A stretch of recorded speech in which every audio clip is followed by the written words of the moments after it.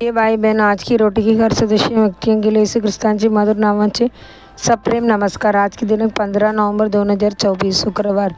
देवाबरोबर कसे चालायचे आणि हानोक देवाबरोबर गेला आणि तो नाही, देव त्याला घेऊन गेला। उत्पत्ती 5 अध्याय 24 वचन।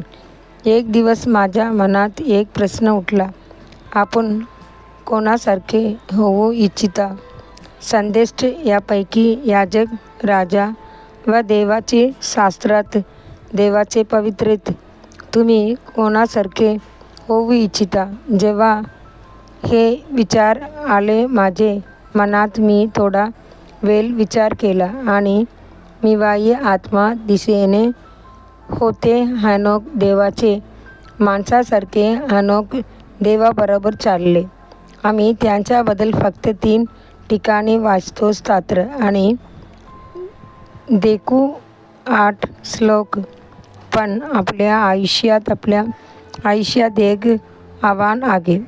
हनोक बद्दल 3 संदर्भ 48 उत्पत्ती 5 अध्याय 21 वचन 24 वचन, इब्री लोकांस 11 अध्याय 5 आणि यहूदा 1 अध्याय 14 आणि 15 मध्ये।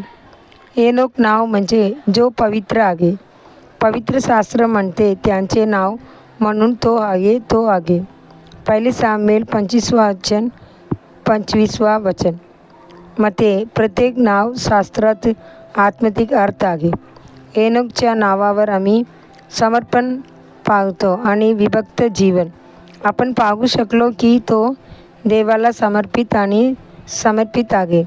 जर तुम्हाला पवित्रता टिकवून ठेवायची असेल तर तुम्ही पवित्र जीवन जगले पाहिजे, जे देवाबरोबर चालण्याचे पहिला पाऊल आहे। शास्त्र वचनात आपण अनेक पवित्र पालकांना आपल्या मुलांना प्रभूसाठी अभिवादन केले।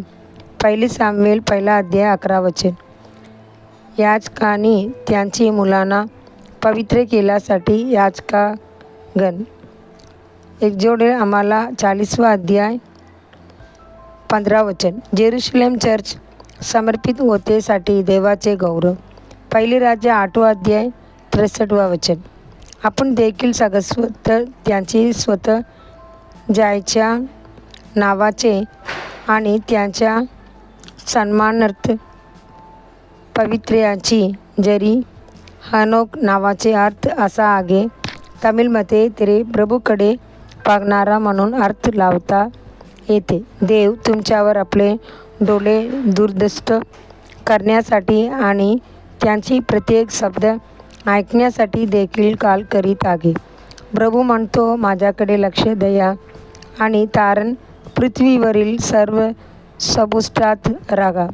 मीच देव आहे आणि दुसरा कोणीही नाही। येसाया 45 अध्याय 22 वचन, शास्त्रही म्हणते ते त्यालाकडे पाहतात आणि तेजस्वी होते आणि त्यांचे चेहरे लाज वाटली नाहीत। स्तोत्र 34 भजन 5 वचन, जेव्हा तो पाहतो तेव्हा जीवित राहतो।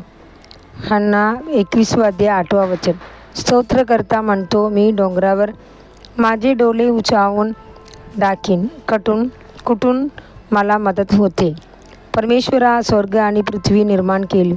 स्तोत्र 121 वचन 1 आणि 2 वचन, देवाचे मुले, आपल्याला समस्या आहेत काय आणि आपल्या जीवनात संघर्ष दिसत नाहीच्याकडे पुरुष पण परमेश्वराकडे बघा, तो आपल्या मदतीच्या डोंगराल आहे।